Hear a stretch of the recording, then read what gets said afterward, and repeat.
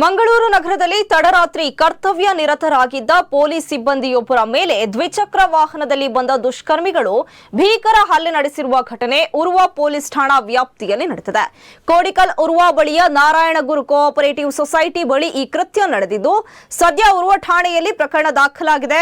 ರಾತ್ರಿ ಸುಮಾರು 2 ಗಂಟೆಯ ಸುಮಾರಿಗೆ ಉರ್ವ ಠಾಣೆಯ ಪೊಲೀಸ್ ಸಿಬ್ಬಂದಿ ಎಂದಿನಂತೆ ನೈಟ್ ರೌಂಡ್ಸ್ ಕರ್ತವ್ಯದಲ್ಲಿದ್ದರು. ಈ ವೇಳೆ ಅನುಮಾನಾಸ್ಪದವಾಗಿ ಬಂದ ದ್ವಿಚಕ್ರ ವಾಹನವೊಂದನ್ನ ತಪಾಸಣೆಗಾಗಿ ತಡೆಯಲು ಅವರು ಪ್ರಯತ್ನಿಸಿದ್ದಾರೆ. ಆದರೆ ವಾಹನದಲ್ಲಿದ್ದ ಕಿಡಿಗೇಡಿಗಳು ಪೊಲೀಸರ ಮುನ್ನೆಚ್ಚರಿಕೆಯನ್ನ ನಿರ್ಲಕ್ಷಿಸಿ ವಾಹನವನ್ನು ಅತ್ಯಂತ ಬೇಜವಾಬ್ದಾರಿಯಿಂದ ಹಾಗೂ ಅತಿ ವೇಗವಾಗಿ ಚಲಾಯಿಸಿ ಸ್ಥಳದಿಂದ ಪರಾರಿಯಾಗಿದ್ದಾರೆ.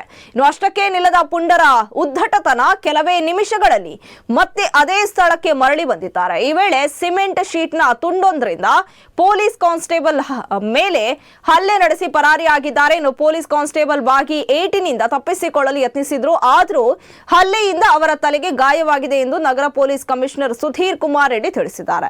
ಈ ಬಗ್ಗೆ ಉರ್ವ ಠಾಣೆಯಲ್ಲಿ ಪ್ರಕರಣ ದಾಖಲಾಗಿದೆ. ಸಿಸಿಟಿವಿ ದೃಶ್ಯಾವಳಿಗಳ ಆಧಾರದ ಮೇಲೆ ತಲೆಮರೆಸಿಕೊಂಡಿರುವ ಕಿಡಿಗೇಡಿಗಳ ಪತ್ತೆಗೆ ಕ್ರಮ ಕೈಗೊಳ್ಳಲಾಗಿದೆ.